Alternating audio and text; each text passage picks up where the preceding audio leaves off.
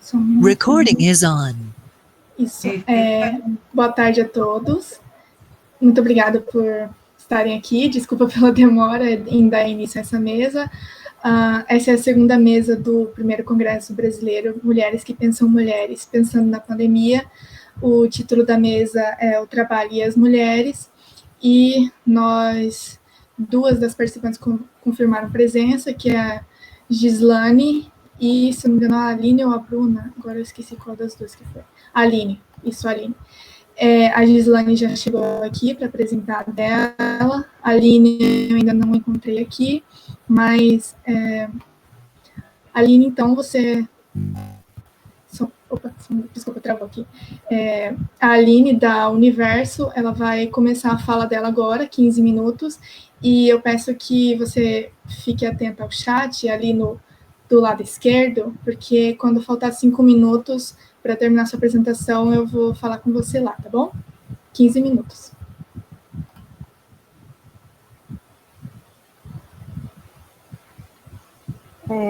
Boa tarde a todos e a todas.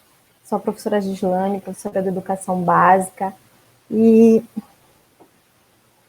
a gente tem pesquisado sobre os pescadores artesanais na região do Baixo Tocantins, especificamente no município de Cametá, estado do Pará. Então, durante a nossa pesquisa de mestrado, nós nos voltamos justamente para a questão dos saberes femininos na pesca. Tá? Então, nós resolvemos nos voltar justamente para entender o que faz, né, quais são os motivos que levam à invisibilidade das mulheres dentro do trabalho de pesca. Então, nos voltamos para identificar que saberes são esses que elas possuem e quais são os motivos que invisibilizam esse trabalho. E nós fomos compreender que essas mulheres, elas têm uma atuação dentro do trabalho de pesca, elas transitam por todos os espaços da atividade, entretanto, o fato de que os homens, né, de que o trabalho da pesca, o contexto da pesca, ele se volta para a atividade no rio, impede que a gente perceba e enxergue essas mulheres dentro da atividade. E isso vai implicar muito na questão dos direitos e da afirmação dessas mulheres dentro das próprias organizações associativas em que elas estão inseridas, em que elas estão associadas. Tá? Então, eu gostaria de identificar um primeiro ponto que seria justamente as relações de poder que elas estão voltadas dentro desse contexto e mesmo dentro do contexto do movimento da pesca em que elas estão inseridas, em que elas participam.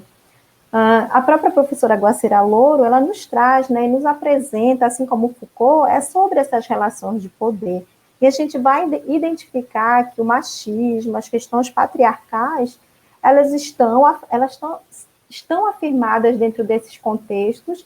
E aí a gente verificou também nas falas das palestrantes anteriores, né, que nos antecederam, que a questão patriarcal, o machismo, elas são questões que ainda insistem em prevalecer dentro dos discursos e das subjetividades na sociedade.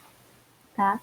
Então, é atribuída à atividade feminina na pesca uma inferioridade em relação ao trabalho exercido por elas, né? Quando visto a partir do trabalho do homem, e é visto a partir do trabalho do homem, quer dizer, o trabalho da mulher, ele deveria ser igual ao que o homem exerce para poder ser reconhecido, e a gente vai perceber durante a pesquisa que isso não acontece. As mulheres transitam por outros espaços, elas trabalham na pesca, elas possuem saberes, mas esse espaço que ela ocupa é diferenciado do espaço ocupado pelo homem. Tá?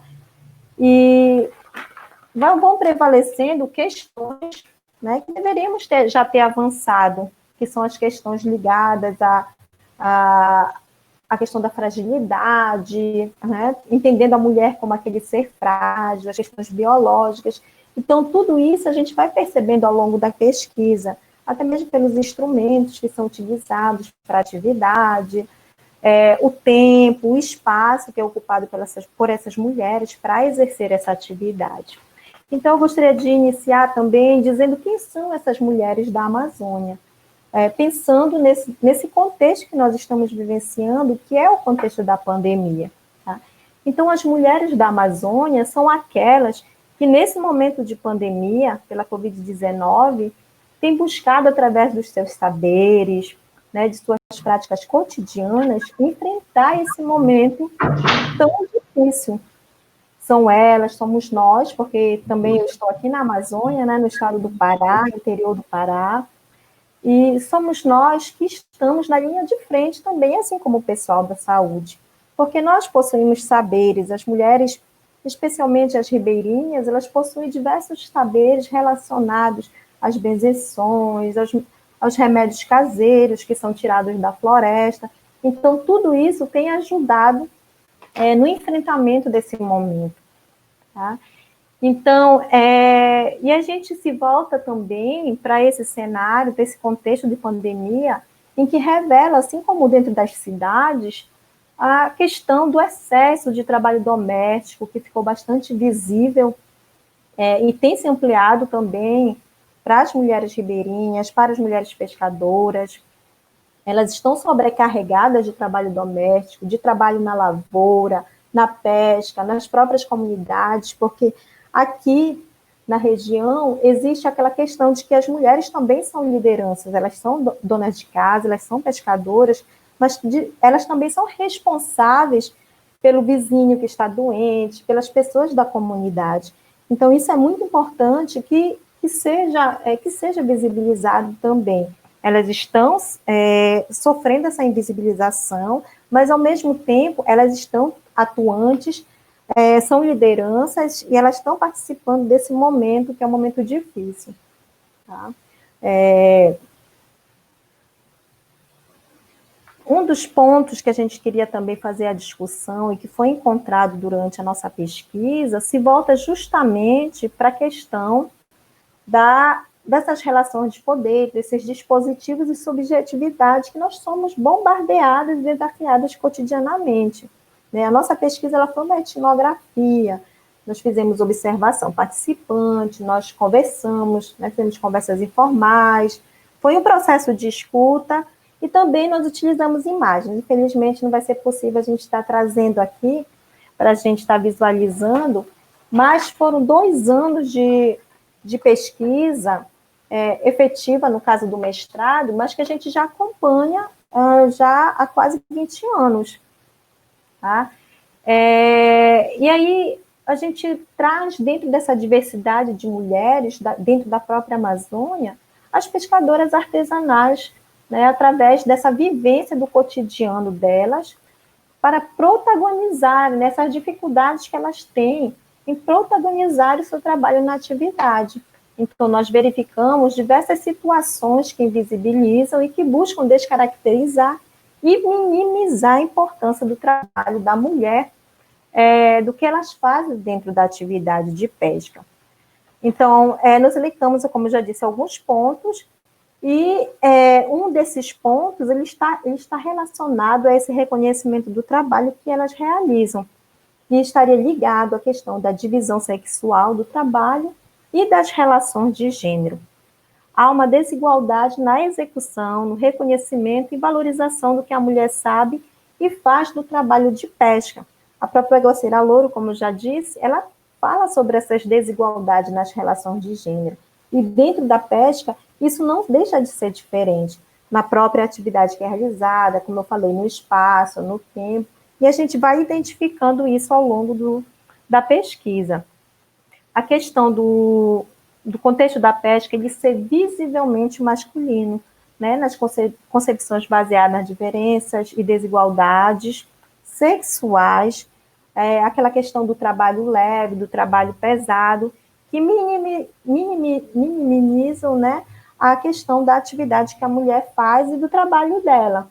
Então, algumas autoras que nos auxiliaram nessa discussão, como a professora Maria Cristina Manete, que é a Edna Alencar, a professora Lourdes Furtado, elas também tratam dessa naturalização da atividade em relação à força, que é uma característica principal do homem, como se ele fosse dotado da força e a mulher o ser frágil, que precisa ficar dentro de casa, né, voltada ao espaço doméstico, cuidando dos filhos e todo esse aparato necessário ao homem. Tá? Então, para a professora Maneschi, uma série de fatores sociais, culturais e políticos, eles contribuíam para esse quadro de marginalização das mulheres trabalhadoras na pesca, o que influencia no reconhecimento dos saberes enquanto pescadoras.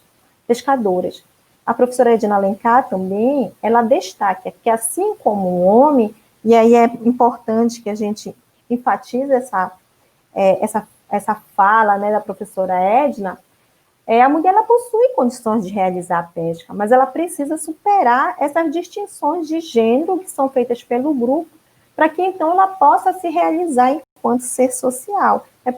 Foi preciso e é preciso que a gente identifique, e a própria mulher pescadora, ela se reconheça como esse trabalhador, ela reconheça que ela está exercendo uma atividade que é necessária, é essencial para o próprio município, não somente para a família dela. Tá? Então, a hierarquização do trabalho. Quer dizer, o trabalho mais significativo é o do homem, é o ato de ir ao rio, ocorre fora do espaço doméstico, que é uma das características que impede também essa afirmação da mulher enquanto trabalhadora da pesca, demanda maior força, e os instrumentos de trabalho, bem como o pescado, tá, eles são diferenciados para a mulher. Tá? Tudo isso é identificado dentro da pesquisa. Então, há uma produtividade patriarcal, quer dizer, o tempo e o espaço da pesca necessário para a mulher exercer a sua atividade, ele é diferenciado do trabalho do homem. E quando a gente verifica dentro da própria organização associativa, por exemplo, as fichas cadastrais, isso não é especificado dentro dessa ficha. Né? A mulher ela acaba omitindo essa atividade que é realizada por ela em função dessa produtividade patriarcal que deve ser configurada como se fosse uma atividade masculina. Tá? Então, o tempo e o espaço da pesca, eles são identificados a partir do que o homem faz. E revela que essa desigualdade de gênero na pesca, ela se afirma a partir dos conceitos de trabalho produtivo, da questão da remuneração, da base econômica, e também por estar articuladas às atividades domésticas, implicando no que seja mais importante. É uma lógica que precisa ser pensada, já que muitos trabalhadores hoje, né, inclusive nós, estamos exercendo a nossa atividade dentro do espaço doméstico, nós estamos articulando o nosso trabalho com as demais atividades, para quem é mãe, para quem é esposa, para quem tem todo um contexto associado ao trabalho doméstico. Né? Então, há necessidade desse reconhecimento também do que as mulheres fazem. Tá? Então, a divisão sexual do trabalho produtivo e reprodutivo pode ser entendida também quando o próprio Wittgenstein, né, na história das relações de gênero, ele afirma que ela depende do espaço e do tempo em que acontece, não uma relação igualmente universal, sendo, portanto, construções histórico-culturais e sociais. E a gente vai perceber isso quando a gente conversa com as mulheres pescadoras e elas nos contam que elas trabalham desde a infância. Tá? E esse tempo e esse espaço, ele vai sendo construído ainda nesse período, quando o pai ele leva a menina para pescar nos espaços mais próximos da residência, né? Quando a mãe também leva essa menina para pescar, porque aí os saberes eles vêm tanto do pai quanto da mãe. Tá? Então, o que vai implicar é na definição e na limitação desses espaços. Então, para a menina, os espaços de produção da pesca são aqueles espaços mais próximos do lar ou aquele espaço próximo, dentro da residência. Tá? Deixa eu ver se eu vou acelerando aqui, não sei como é que está o tempo. Então, nós vamos encontrando e apresentando no decorrer da pesquisa elementos que nos possibilitam a pensar as mulheres pescadoras e afirmá-las enquanto sujeitos sociais, que detêm saberes e práticas no trabalho de pesca, considerando o cotidiano, porque ali no cotidiano, ao fazer todas essas relações dentro do espaço doméstico, que elas se apresentam, tá? Em todos os... E aí eu volto a afirmar, elas vão transitando por todos os espaços de produção, tá? E todas ali as relações que ali ocorrem, que implicam uma determinada atuação dessas mulheres no contexto da pesca, ou seja, as especificidades de ser mulher, quanto da divisão sexual do trabalho. Quer dizer, o homem vai ao rio, mas quem cuida da malhadeira, quem cuida do matapi, são as mulheres. Quem cuida do peixe quando o homem chega, da atividade, são as mulheres. Então, existem várias atividades que as mulheres estão presentes, elas estão atuantes. Tá? Vamos lá, deixa eu... A pescadora, como eu já falei, ela trabalha desde a infância, ela está associada à entidade representativa de classes, há relatos e documentos que apontam para a associação vinculada ao pai e ao marido, né? Nós fomos verificar que as mulheres elas só podiam estar associadas às organizações de classe se elas estivessem vinculadas, fossem vinculadas através do marido ou do pai, né? Algo que a gente já está superando. Ela detém saberes relacionados ao trabalho da pesca, por transitar por todas as etapas da atividade, como eu já afirmei anteriormente. A pré-captura, a captura, a pós-captura. Há uma maneira específica com que ela realiza a sua atividade. E era uma preocupação nossa também, porque quando nós iniciamos a pesquisa... Gislane, o tempo já deu 15 minutos, desculpa. Assim, a gente vai ter meia hora para discussão no final, e aí, se você quiser, você encerra a sua fala lá, tá bom? Porque agora a gente tem que passar para outra participante. Tá bem, sem problema algum. Obrigada, viu? Sua fala estava ótima, eu estava muito interessada, assim, mas infelizmente a gente tem que controlar o tempo. Tudo bem, sem problema. Agora a gente passa a fala para a Aline Amorim, por favor. Oi, boa tarde. Eu sou a Aline Amorim, eu sou gastrônoma e a minha linha de pesquisa é dentro da donas ou chefes de casa, que também apresenta as desigualdades na divisão sexual do trabalho. Para essa apresentação de hoje, eu analisei o texto da professora Rafaela Satti, ela é uma professora de História Moderna da Universidade de Urbino, na Itália, né? E o texto dela foi Melhor o Cozinheiro, um percurso sobre gênero da preparação da comida. Né? Esse texto da Rafaela, ela é analisado dentro de três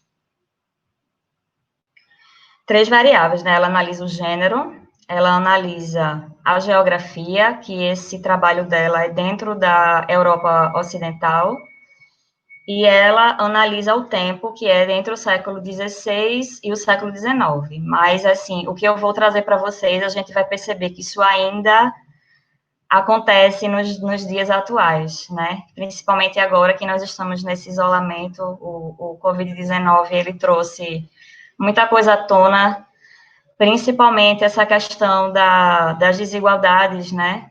Em relação ao trabalho reprodutivo, o trabalho produtivo, que é o primeiro para a mulher e o segundo voltado para o homem. E algo que a Rafaela traz para a gente é que, na Idade Moderna, as diferenças de classe e cultura tornavam a relação das mulheres com a preparação da comida pouco linear.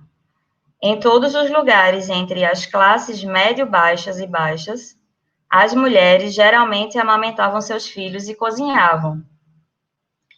Mas no topo da escala social, os cozinheiros eram homens e as mulheres não amamentavam. Então, se a gente observar essa construção que a Rafaela traz para a gente, é que as mulheres, não só a questão do gênero, ela traz a questão da classe aí também, né? Quanto a classe for mais baixa, as mulheres, elas amamentam seus filhos e amamentam os filhos, porque nessa época existiam as amas de leite, né? Então, as mulheres das classes mais baixas, além de amamentar os seus filhos, elas amamentavam os filhos das aristocratas, né? E a questão do trabalho do cozinhar. O cozinhar era atribuído às mulheres das classes mais baixas, né? As mulheres que estavam nas classes altas, elas não cozinhavam. Embora as mulheres das classes mais baixas elas cozinhassem, elas cozinhavam para a sua família, elas não cozinhavam dentro da cozinha dos nobres. Quem ocupava esses espaços eram os homens, né? Porque o trabalho do cozinhar, né, do cozinheiro, que eram os homens que ocupavam, ele era um trabalho dotado de status, de valor social, né? E as mulheres não ocupavam esses espaços. Era a questão dos banquetes, a questão das festas, que tinham visibilidade esse trabalho, este cozinhar, né? Essa função de ser cozinheiro. Então, se a gente analisar essa construção do espaço profissional, a gente percebe que ele é masculino, ele não entra, né, no feminino. E tendo como base escritos na literatura, por exemplo, do século XVI e século XVII, havia um autor chamado Vicêncio Tanara, e eu trouxe um trecho de um livro que esse livro dele, ele era para uma boa gestão econômica para as casas de campo e as casas da cidade das cortes, né? Das pessoas que ocupavam a alta sociedade. Então, eu trouxe um trechozinho que ele falava, né? Que as mulheres, elas eram beberronas, caluniadoras, e que quem trabalhava na cozinha precisava ser limpo, fiel e entendedor. Então, assim, com essa fala, ele justificava do porquê esse trabalho da cozinha dos nobres precisava ser feito pelos homens. Os cozinheiros eram homens, né? E aí ele vai seguindo um catálogo de falas misóginas para justificar a preferência dos homens dentro da cozinha, né? Dos nobres. E aí ele tem mais um trecho que eu separei, que ele diz: se em ocasião de um convidado que vem de fora ou de outra causa se quer sair do ordinário, as mulheres estão perdidas, enroladas e fazem tudo ao avesso, porque são, por natureza, grosseiras e toscas. Em suma, quando um senhor quer impressionar seus hóspedes, não pode esperar ter sucesso se tiver cozinheiras ao seu serviço. Mesmo admitindo que as mulheres são adequadas para o cozinhar de todos os dias, com certeza não saberiam lidar com eventos especiais. Então, com essa fala do Tanara, a gente consegue perceber também que as mulheres, elas são descritas como incapazes, como portadoras de uma inteligência inferior em relação aos homens, né? Como, por exemplo, para preparar um banquete, que é algo que é visto pela sociedade, que comporta um certo status, esse trabalho não é compatível com as mulheres. Apenas os homens podem realizá-lo, né? Então, é como se nós fôssemos destinadas a tarefas indiscutivelmente femininas, né? Como o papel de nutrir, o papel de cozinhar nos lares e cozinhas dos não nobres, ou então cozinhar para a nossa própria família, né? Que não cabe ao homem fazer esse trabalho. Né? Então, a gente percebe uma heterogeneidade no gênero, né? Quando se relaciona a questão social, que estabelece o lugar que cada sujeito deve ocupar, né? Então, assim, para nós cabe o reprodutivo e para eles cabe a questão da visibilidade do trabalho social, do trabalho que comporta o status, entendeu? Isso ainda é muito perceptível nos dias de hoje, né? E assim, a feminização da preparação da comida, ela só aconteceu no século XVIII, mas ainda assim ocorriam os discursos sexistas em relação à preferência para os homens na cozinha, como o trabalho de cozinheiro com o status do chefe, por exemplo. As mulheres não tinham a questão desse status. No final do século XVIII para até o século XIX, começaram a profissionalização do trabalho do cozinheiro, né? Começaram a ter cursos, como, por exemplo, o Hotel Ritz, ele é famoso mundialmente. E essa feminização aconteceu apenas na França. Nos outros países foi acontecendo devagar, né? Mas não tinham mulheres dentro dessa profissionalização da profissão, né? Elas iam com o que elas aprendiam dentro das cozinhas mesmo. Mas elas não eram profissionalizadas, elas não tinham acesso a esses cursos que profissionalizavam a questão do cozinheiro, né? Que ganhou o título de chefe hoje em dia, né? E aí a gente percebe ainda essas declarações de caráter sexista na atualidade, infelizmente, né? Que cabe ao homem a produção e à mulher a reprodução. E a gente consegue observar ainda que um trabalho realizado por uma mulher, mesmo que seja profissionalmente, ele ainda carrega a carga, né? Esse estigma do trabalho doméstico. Ele possui menos prestígio, ele possui menos valor social, né? E a divisão sexual do trabalho, ela se ajusta a posições sociais ocupadas pelas mulheres, tanto na esfera privada, né, do lar, quanto no mundo do mercado de trabalho, já que o sexo feminino, ele se encontra em uma escala inferior ao sexo masculino, né, que é vinculada a um trabalho desvalorizado socialmente. Então, a gente consegue confirmar essas afirmativas, trazendo hoje para o mundo do trabalho, que nós temos desigualdades salariais, os nossos salários são sempre mais baixos do que em relação ao salário do homem, mesmo que a gente ocupe funções iguais, né? A dupla jornada, né, do ambiente a dupla jornada no ambiente familiar, nós agora ocupamos o mercado de trabalho, mas nós ainda realizamos a dupla jornada no ambiente familiar, coisa que os homens não realizam. Se fizermos uma comparação de um homem e uma mulher, eles trabalham numa cozinha de um hotel de luxo, digamos assim. Os dois realizam o mesmo trabalho de cozinhar, né? Ao chegar em casa, ao preparar, por exemplo, a alimentação para a família, a mulher é quem vai para a cozinha, né? Ela que vai realizar esse trabalho, não é o homem. Né? Então, assim, nós ainda enfrentamos assédio no ambiente de trabalho, né?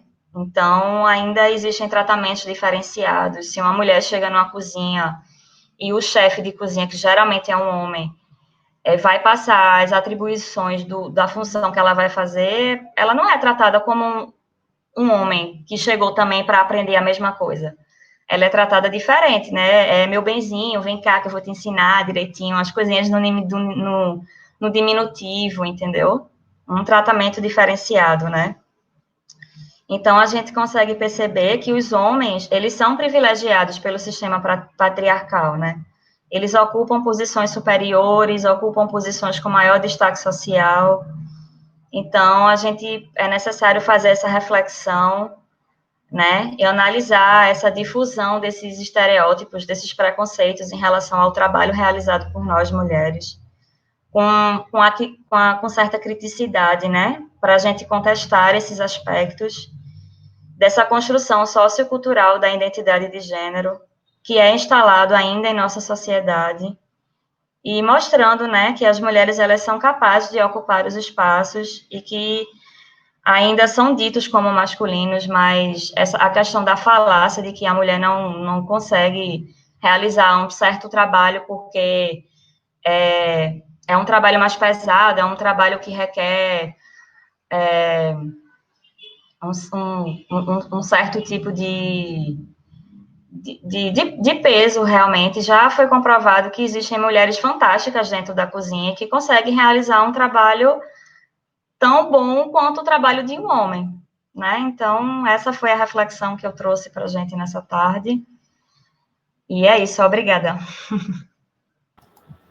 Eu que agradeço, as falas de vocês duas foram muito interessantes, muito mesmo. Estou, assim, abismada, porque é muita coisa diferente, assim, coisas que eu não tinha parado para pensar ainda, né? Sobre o trabalho das mulheres pescadoras, sobre as mulheres na cozinha.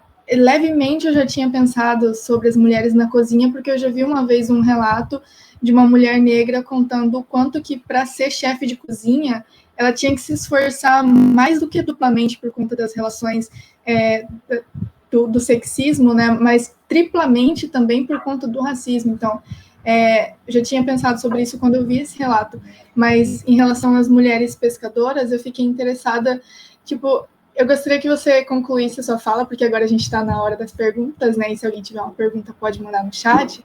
Eu queria que você concluísse a sua fala, Gislane, e também dissesse um pouco mais sobre a visão das mulheres especificamente, se elas veem isso como um trabalho ou não, assim, um pouco se você puder comentar também das origens dessa divisão sexual do trabalho nesse ambiente em específico, porque eu não sei se eu consegui captar muito bem isso, e, enfim, pode começar. A gente vai ter 30 minutos de discussão, tá? Se você quiser, pode falar por uns 10 minutos, aí eu vou também fazer perguntas para a Aline, porque ainda não surgiram perguntas no chat, e ela vai ter mais 10 minutos, e os outros 10 minutos se houverem perguntas no chat, tá bom? Tá. Tudo bem. Sim, foi uma das dificuldades também que nós encontramos durante a pesquisa, foi exatamente as próprias mulheres se reconhecerem enquanto mulheres trabalhadoras da pesca. Isso foi difícil para elas, justamente por esse contexto, até mesmo histórico, como eu falei. Elas eram pescadoras porque elas são ou eram pescadoras porque eram mulheres de pescadores. Né? Então, isso continua a dificultar essa afirmação delas enquanto mulheres trabalhadoras da pesca. Apesar de que elas estão ali, como eu falei, transitando, produzindo, agindo sobre a natureza e transformando a sua própria existência. Porque nós, dentro da dissertação, a gente vai apresentando também esses espaços de produção. Por exemplo, as mulheres, elas atuam próximo da residência, dentro de casa, e aí surgiu, até mesmo por conta da construção da hidrelétrica de Tucuruí, a necessidade dos pescadores transformarem a sua própria produção. E uma dessas atividades que surgiram foi justamente os tanques que são construídos à beira das residências, dentro dos rios, em que quem toma conta desses tanques, em muitas famílias, são as mulheres. São elas que colocam os alevinos, são elas que cuidam dos alevinos, jogando os alimentos, são elas que buscam para alimentação esses alimentos, elas que vão lá, colocam o matapi, quando é para pegar o camarão, ou então se utilizam do caniço ou da própria rede para pegar de dentro do tanque esses peixes, né? Então, elas agem, elas negociam também, elas conseguem negociar o peixe, mas o fato dessa proximidade com o espaço doméstico, ele ainda dificulta muito esse reconhecimento.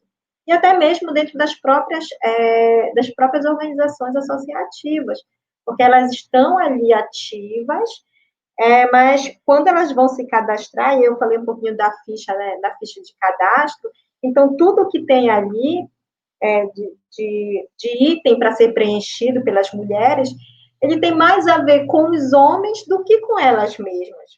E elas acabam omitindo algumas informações que seriam necessárias para esse reconhecimento e para o reconhecimento dos próprios direitos previdenciários. Né? Por exemplo, quando se pergunta com que instrumento ela se utiliza para pescar, na maioria das vezes ela coloca os instrumentos que são utilizados pelo homem dentro do rio, né? Algo que é mais difícil delas fazerem, delas executarem. São exceções as mulheres que vão para o rio. Né? Então, são essas artimanhas que o próprio Estado ele se utiliza quando as instituições organizativas elas se tornam instituições, acaba trazendo amarras para que o próprio trabalhador ele não se reconheça enquanto trabalhador da pesca. Né? Então, o trabalho que as mulheres realizam é um trabalho que é feito desde a infância, como eu já afirmei anteriormente. Elas ainda são educadas para serem trabalhadoras da pesca, não por uma questão, e aí que vem a discussão, né? Não somente por uma questão de subsistência, mas reconhecer que é uma atividade para a existência dessas famílias ribeirinhas e de famílias pescadoras. né? Então, a gente tem trazido para esse debate aqui também no nosso campus, daqui da UFPA, no nosso município de Cametá, a gente tem se sentido ativa nesse sentido de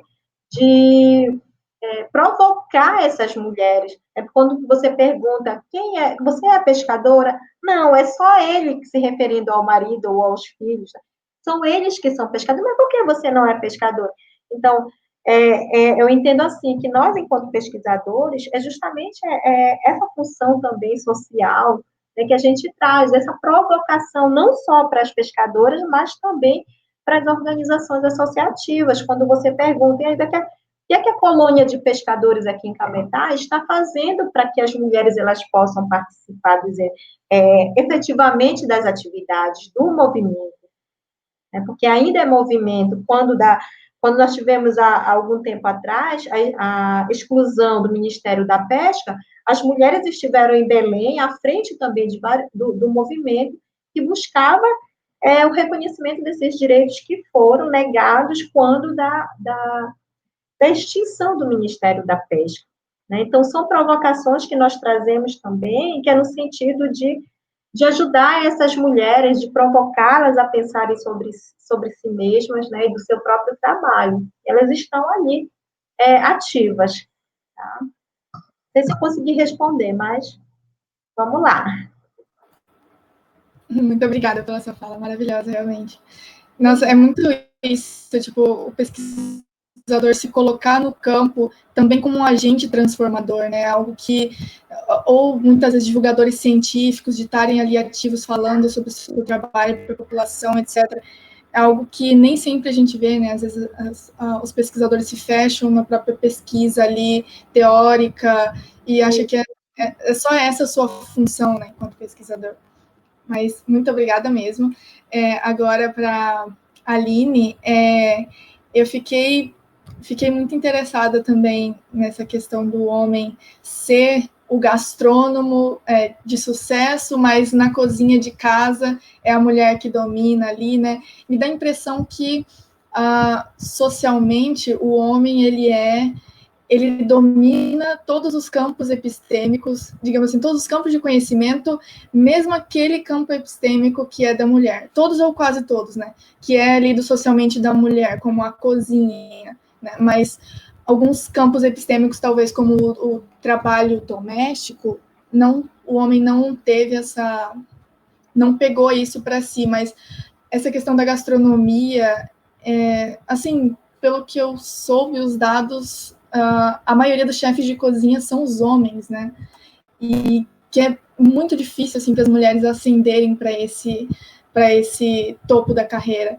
Então, eu queria que você comentasse um pouco sobre o que as mulheres têm feito, assim, para conseguir chegar lá em cima, assim, quais são as dificuldades que elas enfrentam, por exemplo, negam o trabalho para elas, ou como que isso ocorre, assim, sei lá, campo burocrático, coisa do tipo, e se tiver alguma coisa também para que você sentiu falta de ter dito na sua fala, também pode comentar. Então, isso que você falou é uma realidade. A maioria dos chefes, né, os que comportam o título de chefe dentro de um restaurante ou que são conhecidos mundialmente, eles são homens. Até as premiações, né, de melhor chefe do mundo são os homens que ganham a maioria desses prêmios. É tanto que existem algumas premiações na atualidade, hoje em dia, que abriram melhor chefe mulher, existe o melhor chefe do mundo e a melhor chefe mulher do mundo. Porque quando eles estavam fazendo essa escolha mista, as mulheres não estavam conseguindo ganhar, entendeu? Era como se esse prêmio fosse voltado para os homens chefes, né?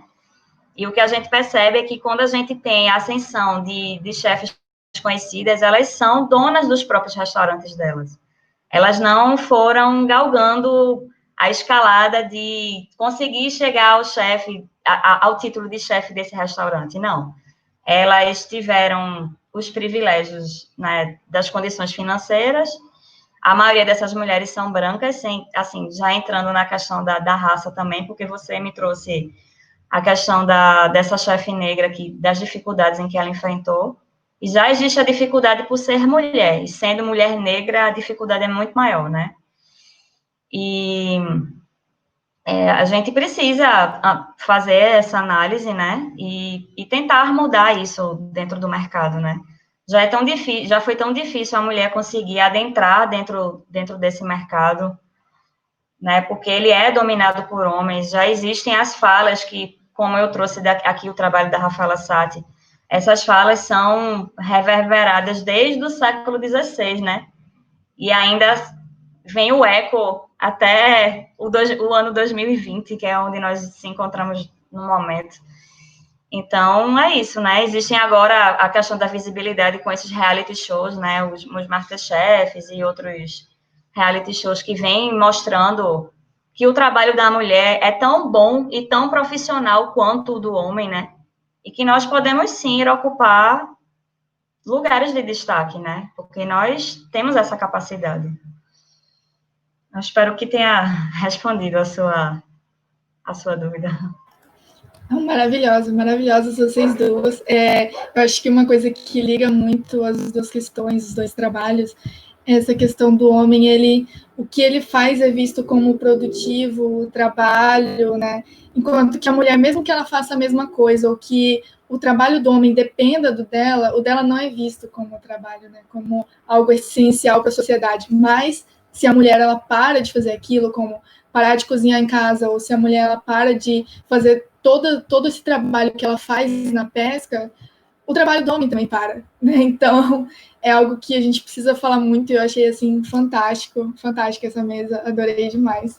Agradeço muito a presença de vocês duas. Caso vocês queiram falar mais alguma coisa, podem ficar à vontade, que a gente ainda tem um tempinho aí de discussão, caso queiram fazer uma pergunta uma para outra. Não surgiram perguntas no chat, tem poucas pessoas aqui agora, mas isso de maneira alguma invalida essa mesa, porque foi maravilhosa, uma vez, enfim.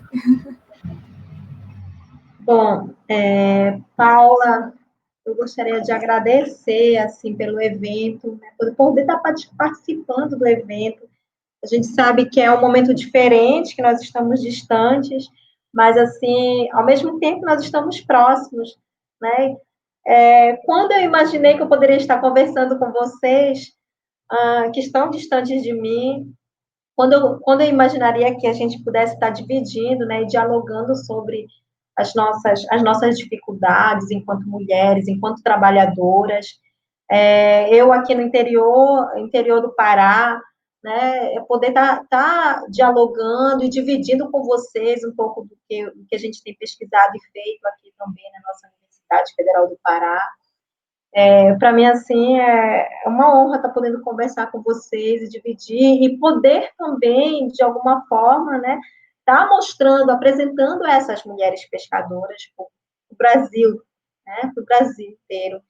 Então, a gente tem participado também de outros eventos e tem feito esse diálogo no sentido também de que as pessoas conheçam esse lugar de onde eu estou falando, né, dessas mulheres que, assim, a gente já vem pesquisando há muitos anos, esse cenário da pesca, esse contexto da pesca, e, assim, poder falar para outras pessoas e dividir, não somente engavetar a minha pesquisa, para mim, assim, é muito importante, como você falou.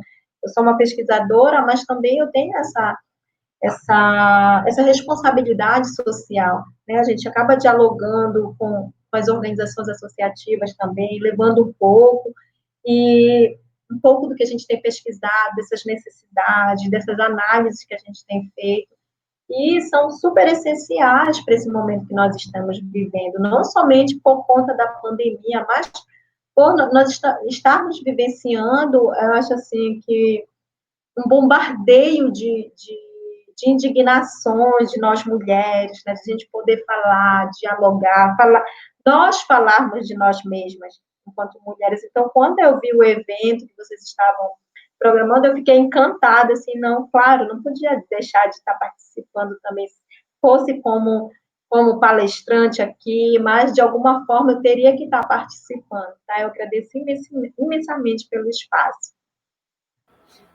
Vou só colocar aqui na mesa rapidinho um comentário, antes de passar a fala. A Verônica falou aqui no chat. Tem aquela coisa, uma mulher cozinhar não é algo extraordinário, mas um homem cozinhar é como se fosse uma tarefa totalmente diferente. Como diria Bourdieu, para os homens há somente tarefas que, ao ver da sociedade, é algo extraordinário e necessário, realmente. Agora eu passo a fala para a Aline.